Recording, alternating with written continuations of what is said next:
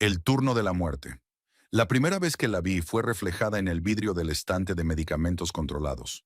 Un movimiento fugaz, una silueta encapuchada que desapareció cuando giré la cabeza. Lo atribuí al cansancio. Después de todo, llevaba 3 semanas consecutivas cubriendo el turno nocturno en la farmacia La Salud de la Colonia Doctores. Mi nombre es Marco Velázquez.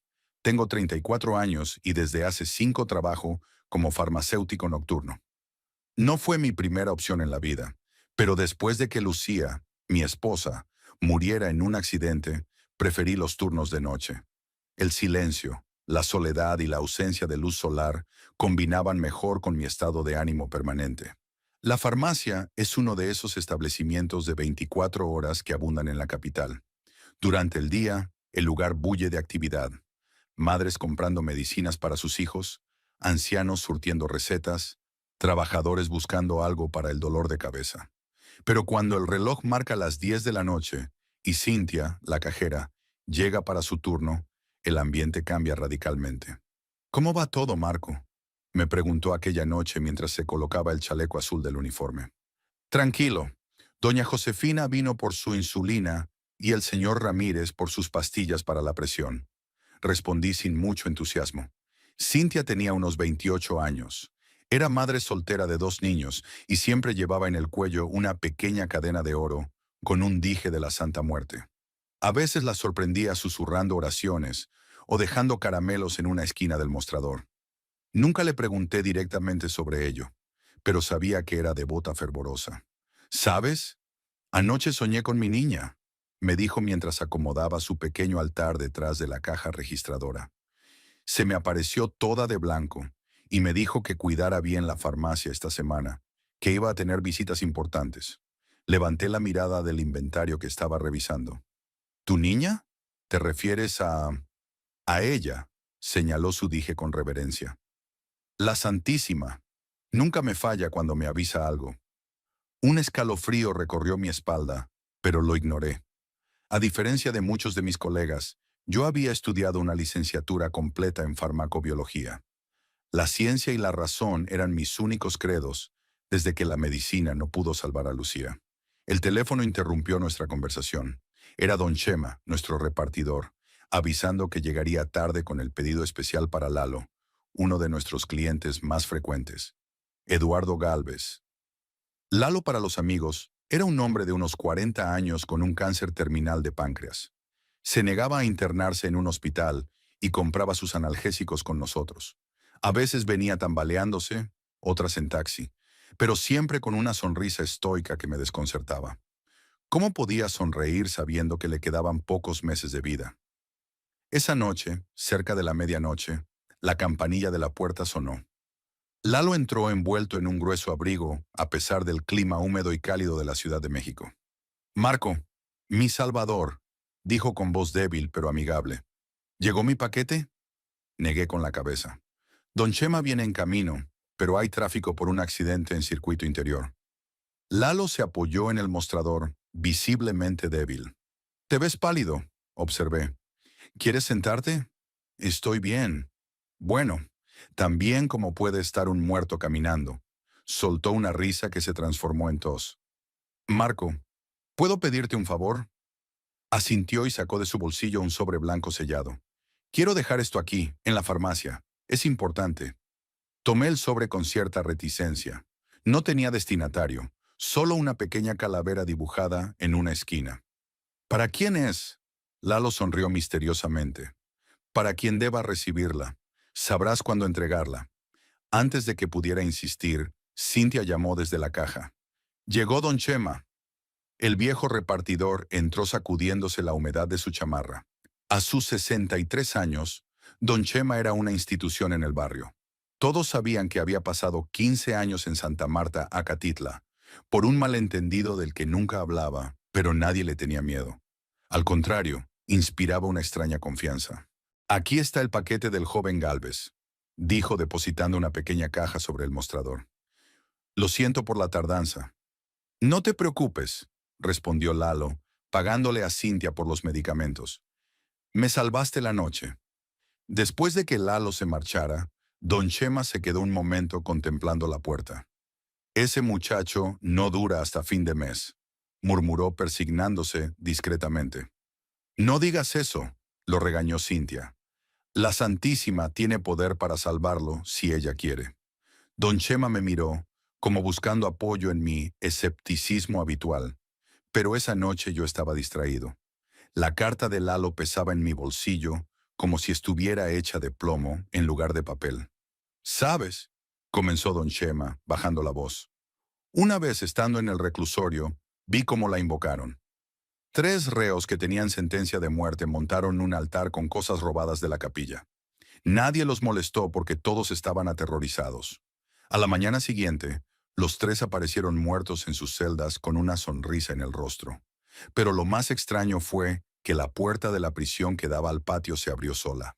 Varios pudimos haber escapado, pero ninguno se atrevió. Todos sentimos que alguien o algo nos observaba. El silencio que siguió fue interrumpido por el zumbido de los refrigeradores, donde guardábamos las vacunas e insulinas. «Ya me voy», anunció don Chema. «Mañana tengo que estar temprano en la bodega central».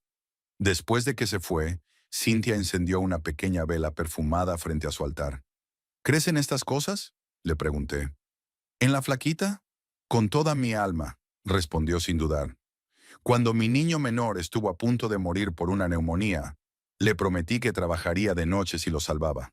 Al día siguiente, la fiebre desapareció. Los médicos no se lo explicaban, pero yo sí. La noche avanzó lentamente. A las 3 de la madrugada, cuando Cintia salió a fumar un cigarrillo a la puerta, volvió pálida. «Marco, ¿hay alguien ahí afuera?». Me asomé, pero las calles húmedas y mal iluminadas de la Doctores estaban vacías. «No veo a nadie». Te juro que había una mujer con un vestido largo, parada en la esquina, mirando hacia acá. El resto de la noche transcurrió sin incidentes, pero no pude evitar notar que Cintia rezaba más que de costumbre. Cuando llegó mi reemplazo a las 7 de la mañana, estaba ansioso por irme a casa. Sin embargo, al llegar a mi pequeño departamento en la colonia obrera, no pude conciliar el sueño. La carta de Lalo seguía en mi bolsillo, intacta. La curiosidad pudo más que el respeto a la privacidad, y la abrí. A quien pueda interesarle, he hecho un trato. Mi vida a cambio de algo más valioso. Si estás leyendo esto, es porque ella ya me visitó. No temas, solo viene por lo que es suyo. Eduardo Gálvez. Estrujé la carta con una mezcla de confusión y malestar. ¿Un trato? ¿Con quién? La respuesta parecía obvia considerando el pequeño dibujo de calavera, pero mi mente racional se resistía. Esa tarde recibí una llamada de Andrea, la nueva supervisora regional de la cadena de farmacias. Quería reunirse conmigo antes de mi turno para discutir algunos eventos inusuales captados por las cámaras de seguridad. Mi estómago se contrajo. Andrea Dorantes era una mujer de unos 35 años, con gafas de montura gruesa y un aire de eficiencia implacable. Me esperaba en la pequeña oficina trasera de la farmacia cuando llegué. «Señor Velázquez, gracias por venir antes», dijo sin levantar la vista de su tablet. «Estoy revisando los registros de las cámaras y hay algunas anomalías». Giró la pantalla hacia mí. El video mostraba la farmacia vacía durante la madrugada. Las cámaras térmicas detectaban 2 puntos de calor. Cintia en la caja y yo organizando medicamentos en la trastienda. Pero había un tercer punto, uno frío, de color azul intenso, que se movía lentamente por los pasillos. «¿Puede explicarme esto?», preguntó Andrea. «Debe ser un error del equipo», respondí tratando de mantener la compostura. «Estas cámaras fallan constantemente con los cambios de temperatura». Andrea me miró con escepticismo. «También noté que el inventario muestra discrepancias. Faltan analgésicos potentes, precisamente los que receta el doctor Sánchez para pacientes terminales». Sentí un nudo en la garganta. Yo no había tomado nada, pero tampoco podía acusar a Cintia sin pruebas. «Revisaré personalmente el inventario esta noche», prometí. Andrea asintió, no del todo convencida. «Una cosa más, señor Velázquez. Varios empleados han solicitado traslado, alegando que esta sucursal les provoca malestar. Como hombre de ciencia, supongo que usted no cree en supersticiones». «Por supuesto que no», mentí, recordando la silueta en el vidrio. Cuando Andrea se fue, revisé mi teléfono. Había 3 llamadas perdidas del hospital donde atendían a Lalo. Con un presentimiento ominoso, devolví la llamada. Hospital General, ¿en qué puedo ayudarle? Soy Marco Velázquez, farmacéutico. Recibí llamadas de ustedes. Un momento. Ah, sí. El doctor Méndez lo llamó porque aparece como contacto de emergencia del señor Eduardo Gálvez. ¿Contacto de emergencia? Yo nunca había autorizado eso. ¿Qué sucedió? El señor Gálvez fue encontrado esta mañana en su departamento. Lamentablemente falleció durante la noche. Sentí un escalofrío. ¿Causa de muerte? Aparentemente natural, aunque la enfermera bajó la voz. El doctor está desconcertado. Los análisis muestran que el cáncer había desaparecido completamente de su cuerpo. Es como si hubiera muerto sano. Cuando colgué, mi mano temblaba. ¿El cáncer había desaparecido? ¿Un milagro a cambio de qué? Esa noche, Cintia no se presentó a trabajar. Después de varias llamadas sin respuesta, la supervisora Andrea me informó que tendría que cubrir solo el turno. Mañana enviaré a alguien de otra sucursal, dijo con fastidio. Esta farmacia tiene los índices más altos de ausentismo. Las horas pasaban lentamente. A medianoche la farmacia estaba completamente vacía, sin un solo cliente. El silencio era tan denso que podía escuchar el zumbido eléctrico de las luces fluorescentes sobre mi cabeza. Fue entonces cuando las luces comenzaron a parpadear. Al principio pensé que era un problema eléctrico común en esa zona de la ciudad, pero entonces noté que parpadeaban con un patrón, como si alguien estuviera manipulando el interruptor. 1, 2, 3, pausa. 1, 2, 3, pausa. El teléfono de la farmacia sonó, sobresaltándome. Lo levanté con cautela. Farmacia La Salud. Buenas no. Solo se escuchaba estática y de fondo, lo que parecía ser el sonido de una respiración trabajosa. ¿Hola? ¿Quién habla? La línea se cortó. En ese instante, todas las luces se apagaron, dejándome en completa oscuridad. Solo la tenue luz verdosa de la cruz de neón en la entrada proporcionaba un resplandor fantasmal. Busqué mi celular para usar la linterna. Al encenderla, el haz de luz reveló una figura de pie al final del pasillo principal. Era alta, vestida con una túnica oscura que parecía moverse, aunque no había corriente de aire. No podía ver su rostro, oculto bajo una capucha. ¿Quién anda ahí?, pregunté, mientras el pánico crecía en mi interior. Estamos cerrados. La figura no respondió, pero comenzó a avanzar lentamente hacia mí. Con cada paso, los frascos en los estantes tintineaban como si una vibración invisible recorriera la farmacia. Retrocedí hasta chocar con el mostrador. La figura se detuvo a unos metros de mí, y aunque no podía ver su rostro, sentí que me observaba. Un olor dulzón, como de flores marchitas y velas, impregnó el aire. ¿Qué quieres?, susurré, aunque una parte de mí ya sabía la respuesta. Lentamente, la figura levantó lo que parecía ser una mano esquelética y señaló hacia el estante donde guardábamos los medicamentos controlados. El mismo lugar donde había visto el reflejo días atrás. Con piernas temblorosas, me dirigí hacia allí. El estante estaba cerrado con llave, pero al acercarme, el candado se abrió solo. Dentro, donde debían estar los analgésicos más potentes, había un pequeño altar improvisado, velas negras derretidas, caramelos, monedas viejas y una fotografía que reconocí de inmediato. Era Lucía, mi Lucía, sonriendo en nuestra última vacación juntos antes del accidente. Esto no es posible, murmuré. Yo nunca puse esto aquí. La figura avanzó otro paso. La luz de mi celular comenzó a fallar, parpadeando como las luces anteriormente.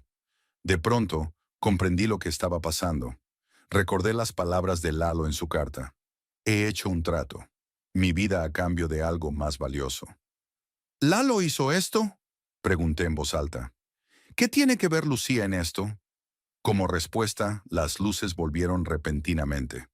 La figura había desaparecido, pero en su lugar, en el suelo, había un expediente médico. Lo recogí con manos temblorosas. Era el reporte de la autopsia de Lucía, pero con anotaciones manuscritas que no había visto antes. Paciente ingresada con vida. Fallecimiento por negligencia médica durante procedimiento simple. Caso encubierto. Mi mente dio vueltas. ¿Negligencia? Siempre me dijeron que había sido una complicación inevitable, una reacción alérgica impredecible. El teléfono volvió a sonar. Esta vez, al contestar, reconocí la voz inmediatamente. «¿Marco? Soy Cynthia. No vayas a asustarte, pero tuve una revelación. La flaquita me dijo que necesitabas saber la verdad sobre tu esposa. Cynthia, acabo de ver algo en la farmacia, algo imposible». «No es imposible». Su voz sonaba extrañamente calmada. «Lalo era mi primo. Él sabía lo de tu esposa porque su hermana trabajaba en el hospital cuando ocurrió, pero estaba muriendo y no podía decírtelo directamente. Hizo una promesa a la Santísima, su vida a cambio de que tú supieras la verdad». Dejé caer el teléfono. Las piezas comenzaban a encajar de manera terrible. Lalo, Cynthia, la carta, las apariciones. Todo formaba parte de algo más grande que no podía comprender completamente. En ese momento, la campanilla de la puerta sonó. Don Chema entró, pero algo en su expresión me alertó de que esto no era una visita normal. «¿Ya la viste, verdad?», preguntó sin preámbulos. «A la señora». Apenas pude asentir. «No tengas miedo», continuó. «Ella no viene por ti. Solo vino a cumplir su parte del trato». «¿Qué trato? Yo no he hecho ningún trato». Don Chema sonrió tristemente. «No, pero Lalo sí. Y ahora tú tienes que decidir qué hacer con la verdad que te ha dado». Me tendió un papel con un nombre y una dirección. «Este es el médico que cometió el error con tu esposa. Ahora vive en Cuernavaca, cambiando de identidad porque sabía que había cometido negligencia».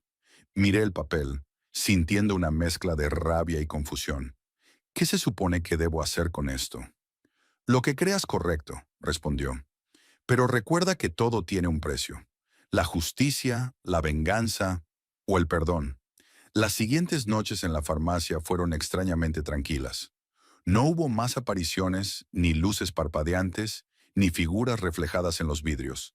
Cynthia regresó a trabajar, actuando como si nada hubiera pasado, aunque ahora intercambiábamos miradas cómplices, cuando algún cliente mencionaba milagros inexplicables. Andrea, la supervisora, renunció después de revisar las grabaciones de aquella noche. Según los rumores, las cámaras habían captado algo que la dejó tan perturbada que pidió su traslado inmediato a otra ciudad.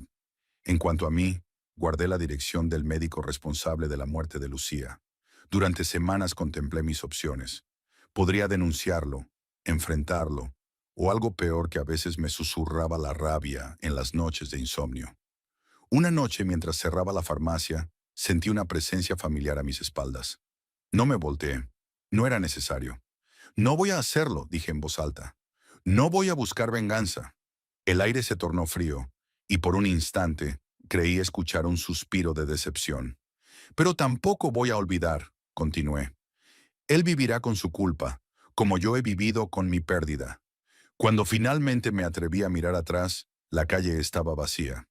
Sin embargo, sobre el mostrador de la farmacia, donde Cynthia solía colocar su pequeño altar, había aparecido una fotografía nueva. Lalo, sonriendo, aparentemente saludable, junto a lo que parecía ser una figura borrosa envuelta en un manto. En el reverso, con una caligrafía que no reconocí, había una frase simple. «El precio fue justo».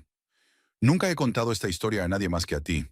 Muchos en el barrio sospechan que algo extraño ocurre en el turno nocturno de la farmacia La Salud en la colonia Doctores. Los rumores hablan de curaciones milagrosas, de recetas que aparecen misteriosamente para quienes más las necesitan, de una presencia protectora que acude cuando la desesperación es más grande. Yo sigo trabajando allí, observando, esperando. Cada noche, antes de comenzar mi turno, dejo un caramelo en la esquina del mostrador. No como ofrenda, me digo a mí mismo, sino como agradecimiento, porque ahora sé que hay lugares donde lo espiritual y lo macabro convergen, donde la línea entre la vida y la muerte se desdibuja, y la farmacia de la colonia Doctores es uno de ellos. Si alguna vez pasas por ahí durante la madrugada y ves las luces parpadear con un patrón peculiar, no te asustes. Podría ser un problema eléctrico común en esta zona de la ciudad. O podría ser que ella esté de visita, cobrando una deuda o concediendo un milagro. La fórmula del milagro. Dicen que la muerte es solo el principio. No lo creía hasta que empecé a trabajar en la farmacia El Alivio, un pequeño local enclavado en una casona colonial del centro histórico de San Luis Potosí. Mi nombre es Eric Ramírez, tengo 26 años y hasta hace poco me consideraba un hombre de ciencia. Estudiante frustrado de medicina que terminó como auxiliar de farmacia mientras encontraba mi camino. Un ateo confeso en una ciudad donde las iglesias superan en número a las escuelas. Nunca imaginé que en este lugar, entre estanterías polvorientas y frascos antiguos, descubriría algo que desafiaría todo lo que creía saber sobre la vida y la muerte. El tintineo de la campanilla anunció mi llegada aquella mañana lluviosa de mayo. Las gotas golpeaban con fuerza los cristales de la fachada, creando un manto acuoso que distorsionaba la vista hacia la calle empedrada. La humedad se colaba por cada rincón de la vieja farmacia, mezclándose con el peculiar aroma a medicamentos, hierbas secas y ese inexplicable olor a santidad que desprendían las veladoras, siempre encendidas en el mostrador principal. «Eric, llegaste temprano, mijo». La voz de doña Meche emergió desde la trastienda, seguida por su figura menuda. A sus 68 años, Mercedes Ortega seguía siendo una mujer enérgica, aunque sus manos ya mostraban las señales inequívocas del paso del tiempo, y su cabello canoso siempre permanecía recogido en un pulcro moño. «Buenos días, doña Meche. Con esta lluvia preferí salir antes de que se inundaran las calles». La anciana asintió mientras limpiaba sus gafas con el borde de su delantal blanco inmaculado. Por la forma en que sus ojos se desviaban constantemente hacia el pequeño altar oculto tras el mostrador, supe que algo la inquietaba. «¿Todo bien?», pregunté mientras colgaba mi chaqueta empapada. «Sí, mijo. Solo que anoche tuve un sueño muy extraño», respondió, ajustándose las gafas. «La Santísima vino a visitarme». Contuve un suspiro. Ahí estaba de nuevo, con sus supersticiones. Doña Meche era una católica devota, al menos en apariencia. Yo sabía bien que tras esa fachada de respetable feligresa escondía una devoción mucho más oscura. En más de una ocasión la había sorprendido murmurando oraciones que no aparecían en ningún misal, frente a una pequeña figura esquelética, vestida con túnica púrpura, que guardaba celosamente en un cajón bajo llave. La Santa Muerte, la Niña Blanca, la Santísima. Tenía muchos nombres, pero en San Luis Potosí, como en muchas partes de México, su culto se practicaba en las sombras, entre susurros y promesas. «Me mostró algo, Eric», continuó doña Meche, interrumpiendo mis pensamientos. «Me dijo que buscara en el sótano, en la caja grande de roble que perteneció a mi abuelo». «¿El boticario?», pregunté con genuino interés. El abuelo de doña Meche había fundado la farmacia en 1910, durante la Revolución.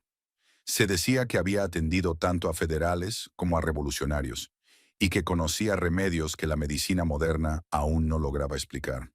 «Sí, don Joaquín Ortega, que en paz descanse», se persignó. «La Santísima me dijo que hay un libro ahí abajo, un recetario con una fórmula especial que puede sanar a los enfermos cuando la medicina ya no puede hacer nada». Arqué una ceja, escéptico. Pero antes de que pudiera responder, la campanilla de la entrada sonó nuevamente, y Paola irrumpió en la farmacia, sacudiéndose el agua como un cachorro empapado. «¡Qué diluvio!», exclamó mientras se quitaba el impermeable. A sus 23 años, Paola Mendoza combinaba la inteligencia práctica de una estudiante de enfermería con la ingenuidad de alguien que todavía creía que el sistema de salud estaba para ayudar a la gente. «Buenos días, doña Meche». «Hola, Eric». Asentí a modo de saludo mientras doña Meche le daba la bienvenida. Paola trabajaba medio turno en la farmacia para pagarse los estudios. Era eficiente, amable con los clientes y tenía una memoria prodigiosa para los nombres comerciales y genéricos de los medicamentos. También era la única persona en la farmacia que parecía inmune a la extraña atmósfera del lugar. La mañana transcurrió con la rutina habitual. Ancianos que venían por su medicación para la presión o la diabetes, madres con niños febriles y el ocasional hipocondríaco buscando algo para una enfermedad imaginaria. La lluvia no cesaba, convirtiendo las calles del centro histórico en pequeños riachuelos. El agua arrastraba colillas de cigarros, envoltorios de dulces y, ocasionalmente, alguna flor desprendida de las ofrendas en las iglesias cercanas. Cerca del mediodía, mientras reorganizaba el inventario de antibióticos, escuché a doña Meche llamarme desde la trastienda. Su voz tenía un tono extraño, mezcla de excitación y temor reverencial. «Eric, ven, lo encontré». Dejé las cajas a medio ordenar y me dirigí hacia la parte trasera de la farmacia. Una estrecha escalera de madera descendía hacia el sótano, iluminado apenas por un foco desnudo que proyectaba sombras fantasmales sobre las paredes de cantera. El aire allí abajo era denso, cargado de humedad y ese olor inconfundible a papel viejo y plantas secas. Doña Meche estaba arrodillada junto a un baúl de madera tallada. La tapa estaba abierta, revelando su contenido. Frascos antiguos de boticario, morteros de piedra desgastados por el uso, y varios cuadernos encuadernados en piel. Pero lo que sostenía entre sus manos temblorosas era un libro diferente, más delgado, con tapas de cuero negro y un extraño símbolo grabado en la portada. Me acerqué, intrigado a mi pesar. «¿Qué es eso?» «El recetario de mi abuelo», respondió, pasando los dedos por el símbolo con reverencia. «Pero hay algo más aquí. Mira». Abrió el libro y pasó varias páginas llenas de fórmulas galénicas hasta detenerse en una sección marcada por una cinta roja descolorida. La página mostraba una caligrafía diferente, más estilizada y antigua que el resto del contenido. En la parte superior, con tinta que alguna vez debió ser roja, pero ahora lucía marrón oxidado, se leía: «Fórmula del milagro, solo para cuando la medicina falla y la fe persiste». «Esto es lo que me mostró en el sueño», susurró doña Meche. «Esta es la receta que puede salvar vidas cuando ya no hay esperanza». Estudié la página con escepticismo creciente. La fórmula contenía elementos reconocibles como extractos de plantas medicinales, pero también ingredientes inquietantes. 3 gotas de sangre del solicitante, agua bendecida bajo luna llena, polvo de hueso consagrado. En las indicaciones, una advertencia escrita con letras más pequeñas y apretadas. Por cada vida salvada, una deberá marcharse. El equilibrio debe mantenerse. Doña Meche, esto parece... Busqué la palabra adecuada. Brujería, no medicina. La anciana cerró el libro con delicadeza y me miró con una intensidad que nunca antes había visto en sus ojos. «A veces, mijo, cuando la ciencia abandona a las personas, solo queda la fe. Y la fe puede manifestarse de formas que no siempre entendemos». Un escalofrío me recorrió la columna vertebral, pero lo atribuí al frío húmedo del sótano y no a las palabras de la mujer. «Deberíamos volver arriba», sugerí. «Paola no puede atender sola con tanta gente buscando refugio de la lluvia». Doña Mecha sintió, pero guardó el libro bajo su delantal en lugar de devolverlo al baúl. Mientras subíamos las escaleras, no pude evitar la sensación de que algo fundamental había cambiado en la atmósfera de la farmacia. Como si las paredes centenarias contuvieran ahora un secreto más, un susurro adicional entre los muchos que ya albergaban. La lluvia continuó durante 3 días sin tregua, como si el cielo mismo quisiera limpiar la ciudad de algún pecado invisible. Las calles del centro histórico permanecían semivacías, con solo los más valientes o desesperados aventurándose entre los charcos traicioneros y las goteras que caían desde los aleros coloniales. La farmacia, sin embargo, mantenía un flujo constante de clientes. Era un refugio no solo de la lluvia, sino también de las dolencias que el clima húmedo exacerbaba: artritis, resfriados, infecciones respiratorias. Entre cliente y cliente, notaba que doña Meche pasaba cada vez más tiempo en la trastienda, donde había instalado una pequeña mesa de trabajo junto a la cocineta que usábamos para preparar café. Fue al cuarto día cuando apareció por primera vez Bruno. No supe su nombre hasta mucho después, pero su presencia fue imposible de ignorar. Alto, delgado hasta rayar en lo esquelético, siempre vestido de negro con un medallón de plata asomando bajo el cuello de su camisa. Entró en la farmacia como una sombra, casi sin hacer sonar la campanilla, y se dirigió directamente al mostrador donde atendía Paola. «Buenas tardes». Su voz era sorprendentemente grave y melodiosa. «Busco a la señora Mercedes». Paola me miró, insegura, pero antes de que pudiera responder, doña Meche emergió de la trastienda como si hubiera estado esperando esta visita. Bruno, dijo con un tono que mezclaba respeto y familiaridad. Pasa atrás, por favor. El hombre inclinó levemente la cabeza y siguió a doña Meche. Mientras desaparecían tras la cortina que separaba la farmacia de la trastienda, Paola se acercó a mí. ¿Quién es ese tipo?, preguntó en un susurro. Parece salido de una película de vampiros. Me encogí de hombros, aunque la curiosidad me carcomía. Ni idea. Primera vez que lo veo. Durante la siguiente hora, intenté concentrarme en mi trabajo, pero mi atención volvía constantemente hacia la trastienda. Cuando finalmente salieron, Bruno llevaba una pequeña bolsa de papel marrón que guardó cuidadosamente en el bolsillo interior de su abrigo. Antes de marcharse, sus ojos se cruzaron con los míos. Eran de un color ámbar inusual, casi dorados bajo la luz mortecina de la farmacia. Gracias, doña Meche, dijo, y luego, sorprendentemente, se dirigió a mí. Pronto entenderás, joven escéptico. Se marchó dejando tras de sí un leve aroma a incienso y algo más que no pude identificar. Cuando la puerta se cerró, me volví hacia doña Meche con una pregunta silenciosa en mi rostro. Cliente antiguo, explicó escuetamente. ¿De cuándo mi padre atendía la farmacia? La respuesta solo multiplicó mis dudas. Bruno no aparentaba más de 40 años, y el padre de doña Meche había fallecido hace más de 3 décadas. Esa noche, al cerrar la farmacia, intenté hablar con ella. Doña Meche, ¿qué está pasando? Primero el libro extraño, ahora ese hombre. La anciana suspiró mientras apagaba las luces, dejando encendidas solo las veladoras del pequeño altar. Hay cosas, Eric, que no se pueden explicar con tu ciencia. A veces la fe necesita un empujón, un vehículo, y a veces ese vehículo toma formas que pueden parecer oscuras. ¿Está preparando esa fórmula del milagro?, pregunté directamente. Porque si está mezclando sustancias sin control, podría ser peligroso para los clientes. Doña Meche sonrió, pero no había alegría en su gesto, solo una sabiduría antigua y pesada. No te preocupes por eso. Solo he preparado una muestra, para un caso especial. La nieta de Bruno tiene leucemia terminal. Los médicos le dieron 2 semanas de vida. Sentí que la irritación crecía en mi interior. ¿Y usted cree que una poción mágica va a curarla? Eso es cruel, doña Meche. Está dando falsas esperanzas a personas desesperadas. No son falsas esperanzas, mijo, respondió con serenidad inquebrantable. Ya verás. Y vaya que lo vi. 3 días después, Bruno regresó a la farmacia.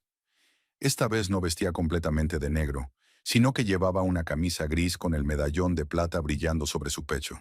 Su expresión era indescifrable, pero había algo diferente en su postura, como si un peso invisible hubiera sido parcialmente levantado de sus hombros. Se acercó directamente a doña Meche, quien atendía a una anciana con problemas de circulación. Esperó pacientemente, y cuando la cliente se marchó, le entregó un sobre. «Funcionó», dijo simplemente. «Los médicos no lo entienden. El cáncer está retrocediendo». Doña Meche recibió el sobre con un gesto solemne.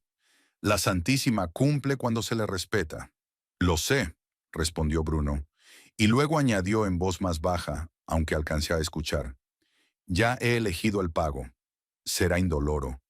Un escalofrío me recorrió la espalda. ¿El pago? ¿A qué se refería? Recordé la advertencia en el libro.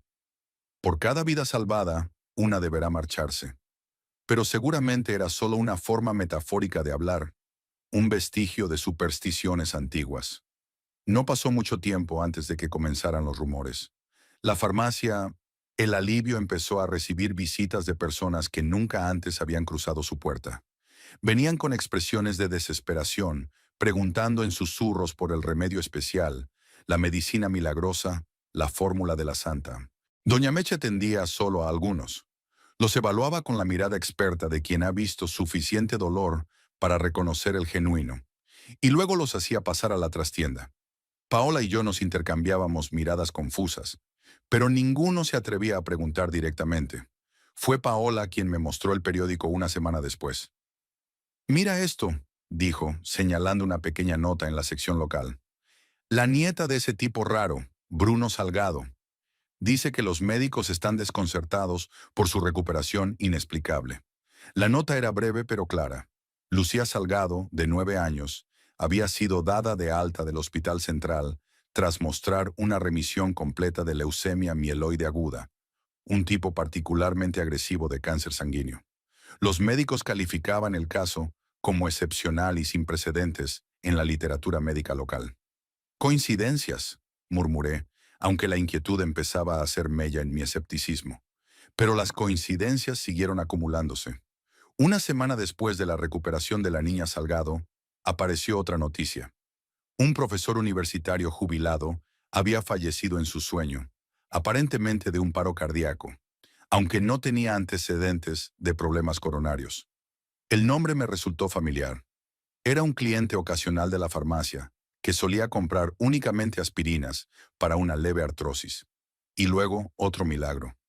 Rodrigo Méndez, un joven con un tumor cerebral inoperable, comenzó a mostrar signos de recuperación después de que su madre visitara nuestra farmacia.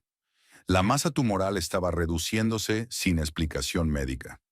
2 días después, una cajera del supermercado cercano, saludable y en la flor de la vida a sus 35 años, no despertó una mañana. Muerte súbita, dijeron. Causas naturales inexplicables. El patrón se volvía imposible de ignorar, incluso para alguien tan determinado a encontrar explicaciones racionales como yo. Una noche, cuando Paola ya se había marchado y doña Meche había salido a entregar un pedido especial, me armé de valor y bajé al sótano. El baúl de roble seguía allí, pero ahora tenía un pequeño candado que antes no estaba.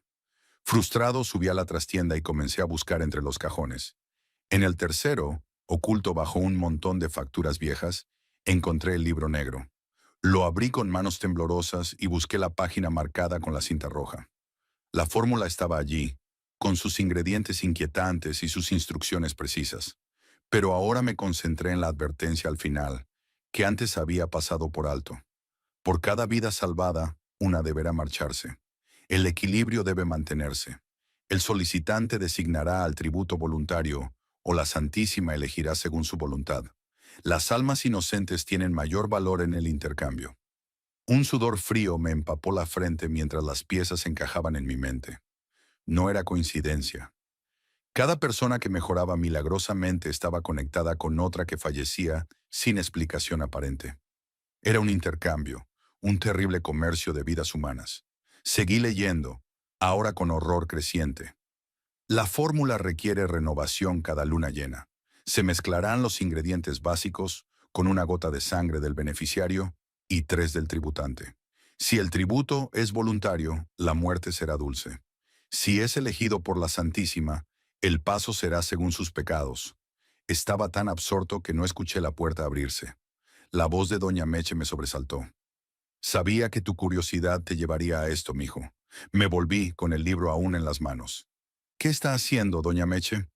Esto... esto es asesinato. La anciana negó suavemente con la cabeza mientras se acercaba. No parecía enojada, solo resignada, como quien debe explicar una verdad compleja a un niño obstinado. No es asesinato, Eric. Es balance. Es la ley más antigua del universo. Nada se crea ni se destruye, solo se transforma. Para que alguien viva más allá de su tiempo designado, otro debe ceder su espacio. Pero usted no puede decidir quién vive y quién muere, protesté sintiendo que la realidad se desdibujaba a mi alrededor. Yo no decido, respondió con calma. Los solicitantes lo hacen. Ellos traen el nombre del tributante voluntario, alguien que ha decidido sacrificarse por amor. O, si no tienen a nadie, la Santísima elige según reglas que nosotros no comprendemos del todo. Cerré el libro de golpe. Esto tiene que parar. Voy a denunciarlo. Doña Meche sonrió con tristeza. ¿Denunciar qué, exactamente? Que una anciana farmacéutica prepara tés de hierbas mientras algunos enfermos se recuperan milagrosamente y otras personas fallecen por causas naturales. Piénsalo, Eric. No hay evidencia de nada ilegal. Tenía razón, y eso me aterraba aún más.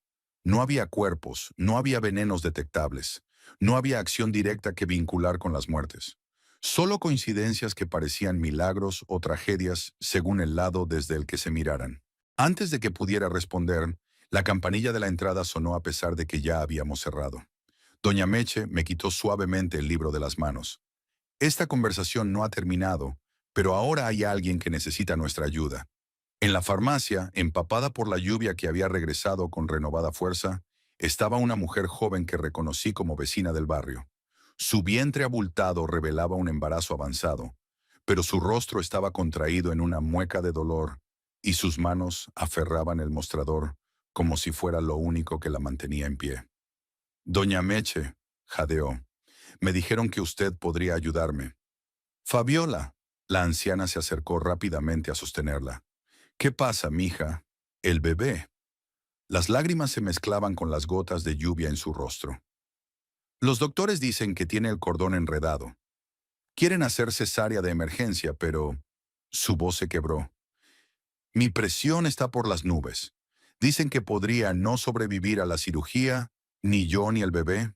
Doña Meche la guió hacia una silla mientras me dirigía una mirada significativa. Eric, prepara un té de tila para calmarla.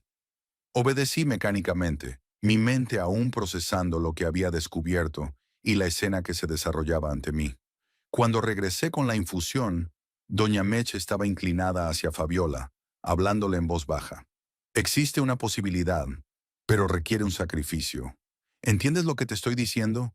Fabiola asintió entre sollozos.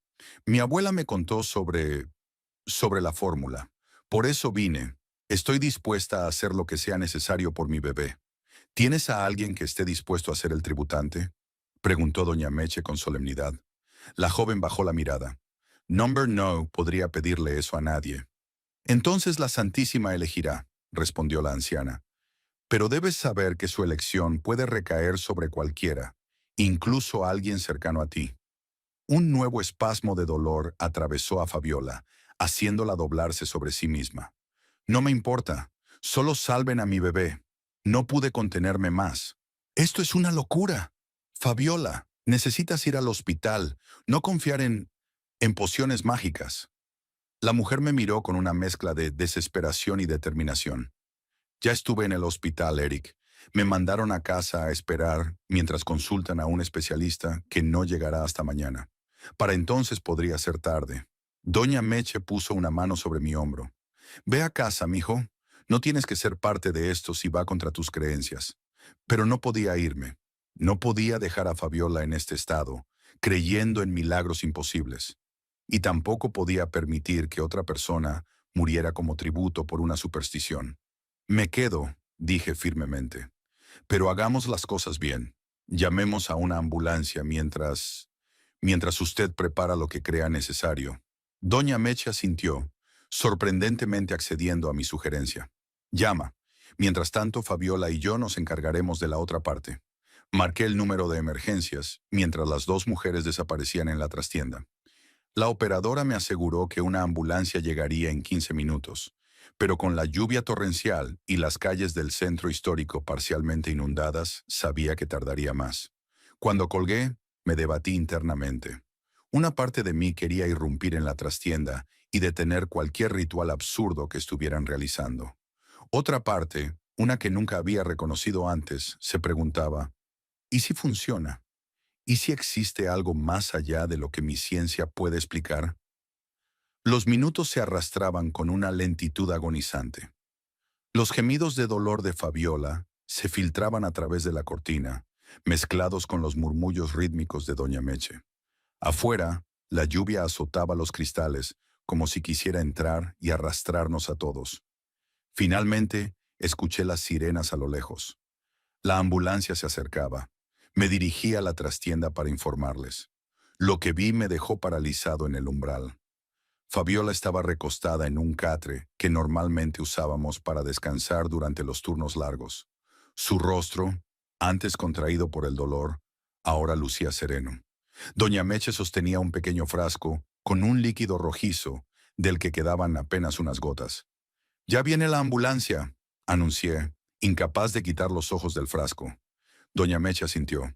«Bien, la llevarán al hospital y todo saldrá perfectamente». «¿Qué le dio?», exigí saber. «Lo que necesitaba», respondió simplemente.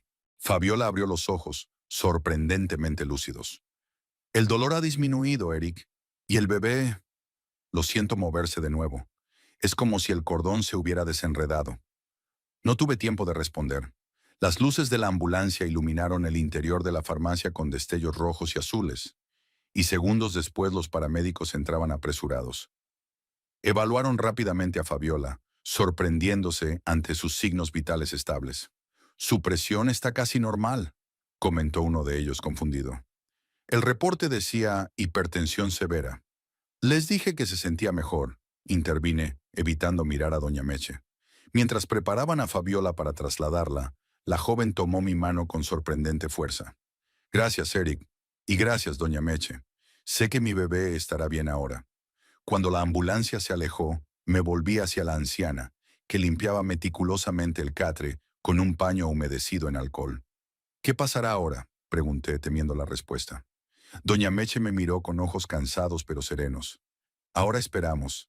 La fórmula hará su trabajo y la Santísima cobrará su tributo. ¿No le importa? ¿No le importa que alguien, quizás un inocente, vaya a morir? La anciana guardó el paño y se sentó pesadamente en una silla. Por primera vez desde que la conocía, me pareció realmente vieja. Claro que me importa, mi hijo. Cada vida tiene valor, pero no soy yo quien decide. Son los que vienen buscando el milagro los que hacen el trato con la muerte. Yo solo soy la intermediaria. Podría negarse, insistí. Podría destruir ese libro y acabar con todo esto. ¿Y dejar morir a quienes podrían salvarse?, sacudió la cabeza. La muerte siempre nos alcanza, Eric. A todos, eventualmente. Lo único que cambia es el cuándo y el cómo. La fórmula solo renegocia los términos. Me dejé caer en la otra silla, sintiendo el peso de una verdad que nunca había considerado. ¿Y si el tributo fuera uno de nosotros? ¿Y si fuera yo? Doña Meche extendió su mano arrugada y tomó la mía. Su piel se sentía sorprendentemente fría. Nadie sabe a quién elige la Santísima cuando no hay un tributante voluntario. Pero ella tiene sus razones, sus patrones, sus preferencias. Un escalofrío me recorrió la espalda al recordar la última línea de la advertencia. Las almas inocentes tienen mayor valor en el intercambio.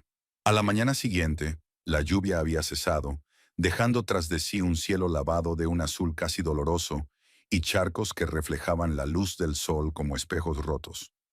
La noticia llegó temprano.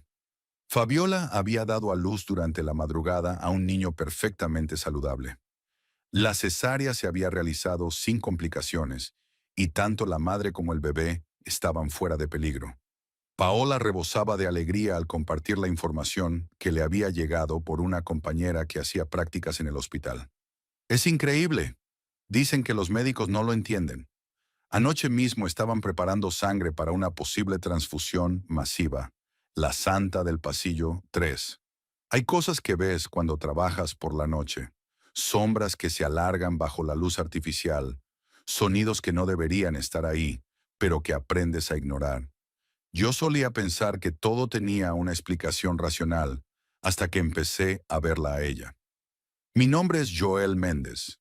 Tengo 30 años y trabajo en el turno nocturno de la farmacia San Judas, a 2 cuadras del mercado Garmendia, en Culiacán. No es el mejor trabajo del mundo, pero paga las cuentas. Desde que mamá murió hace 3 años, vivo solo en un departamento pequeño cerca del centro. Las paredes delgadas, el calor sofocante que no cede ni de madrugada, y una vida que se reduce a trabajar, dormir y resistir, día tras día. La depresión es como una sombra que te sigue a todas partes. A veces es apenas perceptible, otras veces te devora por completo. Los médicos me recetaron pastillas que tomo religiosamente, aunque a menudo me pregunto si realmente sirven para algo. Tal vez por eso, cuando la vi por primera vez, pensé que era un efecto secundario de los medicamentos. Era una noche de julio. El aire acondicionado de la farmacia funcionaba a medias, y el sudor me empapaba la camisa azul con el logo de la empresa. Estaba reponiendo mercancía en el pasillo 2 cuando sentí una corriente de aire frío, como si alguien hubiera abierto la puerta principal. Levanté la mirada hacia la entrada, pero no había nadie. «Buenas noches», escuché una voz suave, casi como un suspiro. Me giré hacia el pasillo 3, el de los medicamentos controlados, y la vi. Una mujer alta, delgada, vestida completamente de blanco. Su rostro parecía borroso bajo la luz fluorescente, pero su presencia era inconfundible. Caminaba lentamente, con la cabeza ligeramente inclinada, como si estuviera leyendo las etiquetas de los productos. ¿Puedo ayudarle en algo?, pregunté, dejando la caja de suplementos vitamínicos que tenía en las manos. No respondió. Siguió avanzando hasta el final del pasillo, y entonces, simplemente, desapareció. No dobló la esquina. No salió por ninguna puerta. Simplemente dejó de estar ahí. Recuerdo que me quedé inmóvil durante varios segundos, con el corazón latiendo tan fuerte que podía sentirlo en mis oídos. Luego corrí hacia el final del pasillo 3, pero no había nadie. Revisé toda la farmacia, incluso los baños y la bodega trasera, pero estaba completamente solo. Debes estar más cansado de lo que crees, me dije a mí mismo, mientras me secaba el sudor frío de la frente. Aquella noche no le conté a nadie lo que había visto, ni a Nancy, mi gerente, que llegó puntual a las 7 de la mañana para el cambio de turno, ni a Memo, el guardia de seguridad, que siempre entraba media hora antes para tomar café conmigo antes de que yo me fuera. Me sentía estúpido, avergonzado incluso. Tal vez los medicamentos me estaban afectando más de lo que pensaba. Pero la noche siguiente, a las 3:27 exactamente, volvió a suceder. Estaba detrás del mostrador, haciendo el inventario de fin de mes, cuando sentí esa misma corriente de aire frío. Levanté la vista y ahí estaba ella otra vez, recorriendo lentamente el pasillo 3. Esta vez pude verla con más claridad. No era joven ni vieja, su piel era pálida, casi translúcida, y su cabello largo y negro caía como una cascada sobre sus hombros. Vestía un largo vestido blanco que parecía flotar ligeramente, como si no estuviera tocando el suelo. ¿Quién eres?, pregunté, con la voz temblorosa. Giró su rostro hacia mí y por un instante pude ver sus ojos. Eran completamente negros, como pozos sin fondo. Sentí un escalofrío recorrer mi espalda. Luego, igual que la noche anterior, desapareció. Esta vez revisé las cámaras de seguridad. Hay 4 en total. Una en la entrada, otra en la caja, una más en la bodega, y la última cubre los pasillos 2, 3 y 4. Retrocedí las grabaciones hasta las 3:27 de la madrugada, y me quedé mirando fijamente la pantalla. El pasillo 3 estaba completamente vacío.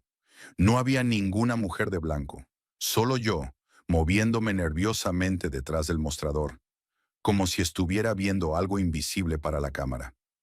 «Estás perdiendo la cabeza, Joel», murmuré, mientras apagaba el monitor con manos temblorosas. A la tercera noche decidí hablar con Memo. No podía seguir guardándome esto para mí solo. Memo tiene unos 50 años. Es un exmilitar de complexión robusta que lleva trabajando en seguridad desde que dejó el ejército.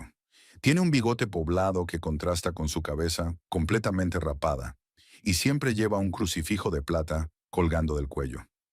Es supersticioso hasta la médula, pero también es la persona más valiente que conozco. «Una mujer vestida de blanco en el pasillo 3», repitió, después de que le conté lo que había visto. Estábamos en la pequeña sala de descanso, compartiendo un café negro y espeso como petróleo. «¿A las 3:27 exactamente?», asentí, esperando que se riera de mí, que me dijera que necesitaba dormir más o tomar menos medicamentos. Pero en lugar de eso, se quedó en silencio, mirando fijamente su taza. «Sabes que ese pasillo está maldito, ¿verdad?», dijo finalmente, bajando la voz como si temiera que alguien nos escuchara. «¿De qué hablas? Hace 5 años, antes de que tú empezaras a trabajar aquí, hubo un incidente. Una empleada llamada Mariana Osorio murió en ese pasillo. Sentí cómo se me helaba la sangre». «¿Murió? ¿Cómo?». Memo se inclinó hacia adelante. «La historia oficial es que tuvo un infarto. Pero yo estaba ahí esa noche, Joel. La encontré tirada en el suelo, con los ojos abiertos de par en par y la boca torcida en un gesto de terror absoluto. No fue un infarto lo que mató a Mariana. Entonces, ¿qué fue?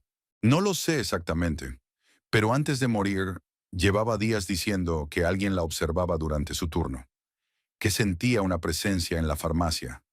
Nadie le creyó, pensaron que estaba paranoica». Memo bajó aún más la voz. «La noche que murió, las cámaras de seguridad captaron algo extraño. Una especie de sombra blanca que se movía por el pasillo 3, justo antes de que Mariana cayera al suelo. ¿Y por qué nadie habla de esto?, pregunté, sintiendo cómo un nudo se formaba en mi garganta. La empresa lo encubrió todo. Borraron las grabaciones, sobornaron al forense, hicieron lo que fuera necesario para evitar un escándalo. Pero los que estábamos ahí esa noche, sabemos lo que vimos. Me quedé en silencio, procesando lo que acababa de escuchar. Parte de mí quería creer que Memo estaba exagerando, que su tendencia a lo sobrenatural le hacía ver conspiraciones donde solo había coincidencias. Pero otra parte, la que había visto a esa mujer desvanecerse en el aire, sabía que estaba diciendo la verdad. ¿Crees que es ella?, pregunté finalmente. ¿El espíritu de Mariana? Memo negó con la cabeza. No creo que sea Mariana. Creo que es lo que la mató a ella. Y ahora te ha visto a ti. Esa noche no pude dormir. Las palabras de Memo resonaban en mi cabeza como un eco interminable. Cuando finalmente logré conciliar el sueño, soñé con el pasillo 3. En mi sueño estaba de pie en medio del pasillo, completamente inmóvil. Las luces parpadeaban, encendiéndose y apagándose rítmicamente. Y con cada destello, la mujer de blanco estaba un paso más cerca de mí. Cuando por fin estuvo frente a mí, extendió una mano huesuda y tocó mi mejilla con dedos fríos como el hielo. «Te he elegido», dijo, con una voz que parecía venir de muy lejos. «Te he estado esperando». Me desperté empapado en sudor, con el corazón latiendo desbocado. Mi pequeño apartamento parecía más sofocante que nunca, y el calor de Culiacán se colaba por las ventanas abiertas, como una manta húmeda y pesada. Durante los días siguientes, mi vida se convirtió en una espera constante. Cada noche, a las 3:27 exactamente, ella aparecía en el pasillo 3. A veces solo la veía de reojo, una figura pálida al borde de mi visión. Otras veces se quedaba quieta, observándome fijamente con esos ojos negros e insondables. Nunca hablaba, nunca se acercaba demasiado, pero su presencia era cada vez más fuerte, más real. Empecé a notar cosas extrañas. Los frascos de medicamentos se movían solos, reorganizándose en patrones que parecían mensajes en un código que no podía descifrar. Las etiquetas de los productos cambiaban momentáneamente, mostrando palabras y frases que no tenían sentido. Elegido, sacrificio, tiempo. Y luego volvían a la normalidad, como si nunca hubieran cambiado. Nancy, mi gerente, empezó a preocuparse por mí. Una mujer práctica y racional, de unos 40 años, con el pelo siempre recogido en un moño apretado y los ojos escondidos detrás de unas gafas de montura metálica. Una mañana después de mi turno, me llamó a su oficina. «Joel, ¿estás bien?», preguntó, mirándome con preocupación genuina.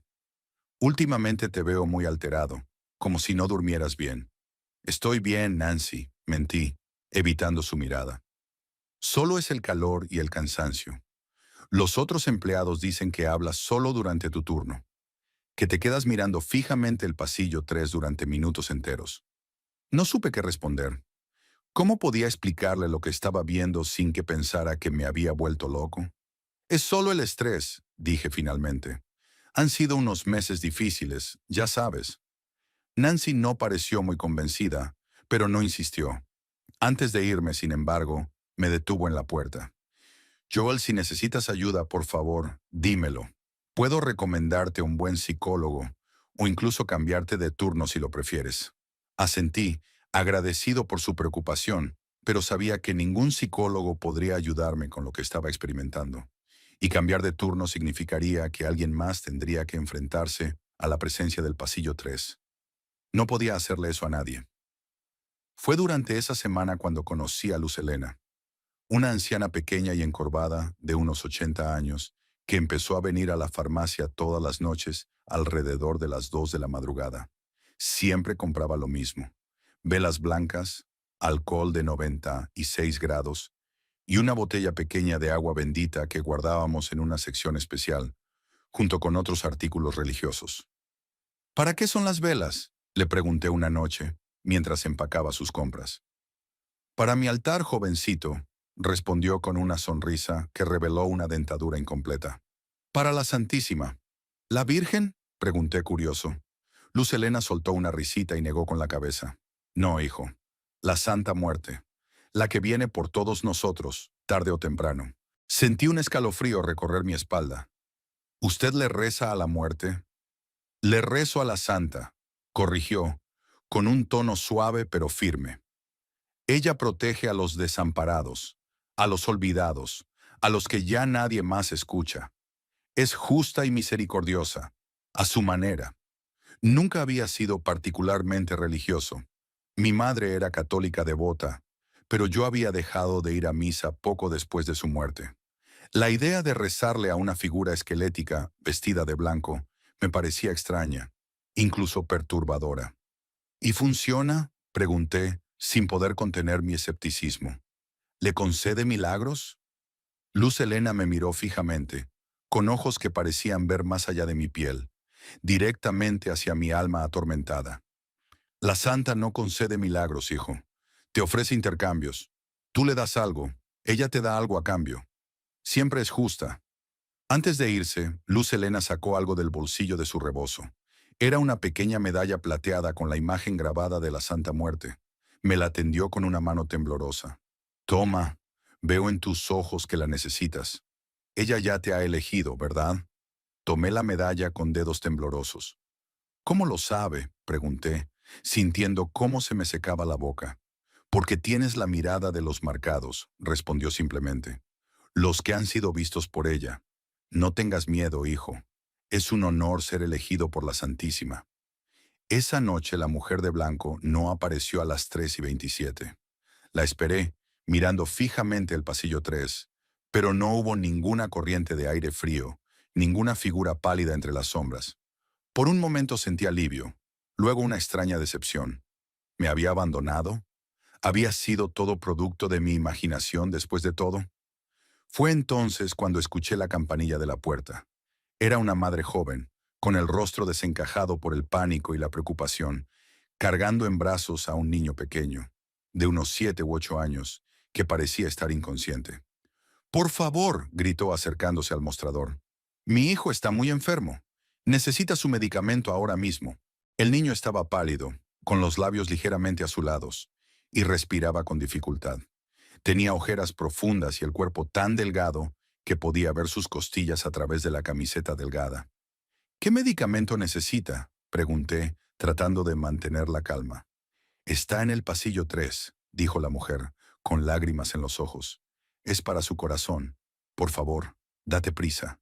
Corrí hacia el pasillo 3, sintiendo un extraño zumbido en mis oídos. Era como si el tiempo se hubiera ralentizado, como si cada paso que daba fuera a través de la melaza espesa. Cuando llegué al pasillo, las luces empezaron a parpadear, exactamente como en mi sueño. Y entonces la vi. La mujer de blanco estaba al final del pasillo, con una mano extendida hacia mí. No sentí miedo esta vez, solo una extraña sensación de inevitabilidad, como si todo en mi vida me hubiera estado preparando para este momento. «Te he elegido», dijo, y su voz era como el crujido de hojas secas. «Para un intercambio». «¿Qué tipo de intercambio?», pregunté, dando un paso hacia ella. «Una vida por otra vida. Es justo». Entendí entonces, con una claridad que me dejó sin aliento. El niño necesitaba un trasplante. Su corazón estaba fallando, y no había donantes compatibles. La Santa Muerte me estaba ofreciendo un trato. Mi vida por la del niño. «¿Por qué yo?», pregunté, sintiendo cómo las lágrimas empezaban a correr por mis mejillas. «Porque tú ya estás medio muerto, Joel», respondió, y por primera vez su voz sonó casi amable. «Has estado muriendo desde que perdiste a tu madre. Cada día, cada noche en este lugar, cada pastilla que tomas. Pequeñas muertes que te acercan a mí. Pero este niño, Iván, él quiere vivir, tiene una vida por delante. ¿Cómo puedo saber que cumplirás tu parte?», pregunté, dando otro paso hacia ella. «Yo siempre cumplo mis promesas», dijo, y pude ver su rostro con claridad por primera vez. No era un cráneo descarnado como imaginaba a la Santa Muerte, sino un rostro humano, hermoso incluso, pero con una palidez que hablaba de eternidad. «Es tu decisión, Joel. Libre albedrío. Siempre hay una elección. Pensé en mi vida vacía, en los días que se sucedían uno tras otro sin propósito ni alegría. Pensé en mi madre, en cómo la luz había abandonado sus ojos mientras sostenía su mano en la cama del hospital. Pensé en Iván, un niño que ni siquiera conocía, pero que merecía una oportunidad que yo ya había desperdiciado. Acepto, dije, casi en un susurro. La santa sonrió, y fue la sonrisa más triste y hermosa que había visto jamás. Extendió su mano hacia mí, y cuando la tomé, sentí como un frío intenso se extendía desde mis dedos hacia todo mi cuerpo. Mis piernas cedieron, y caí de rodillas en el suelo de la farmacia. Gracias, escuché que decía, mientras la oscuridad empezaba a envolverme. No tengas miedo, te llevaré conmigo. Lo último que recuerdo es ver a Memo entrar corriendo al pasillo, gritando mi nombre. Luego, nada. Dicen que morí de un infarto, igual que Mariana Osorio 5 años antes. Las cámaras de seguridad mostraron cómo me desplomé en el pasillo 3, convulsionando durante unos segundos antes de quedarme completamente inmóvil. No había ninguna mujer de blanco, ninguna madre desesperada con su hijo enfermo. Solo yo, solo en mitad de la noche, sucumbiendo a lo que los médicos llamaron fallo cardíaco súbito. Pero hay algo que las cámaras no captaron, algo que solo yo sé. En el momento exacto en que mi corazón dejó de latir, el de Iván, un niño de 8 años que llevaba meses esperando un trasplante en el Hospital General de Culiacán, recibió el órgano compatible que necesitaba para vivir. Un milagro, dijeron los médicos. Una coincidencia extraordinaria. Ahora camino junto a la santa por los pasillos de la farmacia cada noche, a las 3:27 exactamente. A veces veo a Memo santiguarse cuando siente nuestra presencia. Veo a Nancy revisando las cámaras de seguridad, frunciendo el ceño ante las luces que parpadean sin explicación. Veo a Luz Helena sonreír cuando entra a comprar sus velas, como si supiera exactamente dónde estoy. Y a veces cuando el nuevo empleado del turno nocturno se queda mirando demasiado tiempo el pasillo 3, siento cómo la santa se tensa a mi lado. Todavía no, le digo entonces. Déjalo vivir un poco más, porque he aprendido que ser elegido por la santa es tanto un honor como una carga, que cada milagro tiene un precio y que la muerte, como la vida, es solo un pasillo que todos debemos recorrer eventualmente. Un pasillo donde, si prestas atención, siempre hay alguien observándote desde las sombras, esperando pacientemente su turno para ofrecerte un intercambio. Un intercambio que, te lo aseguro, siempre será justo.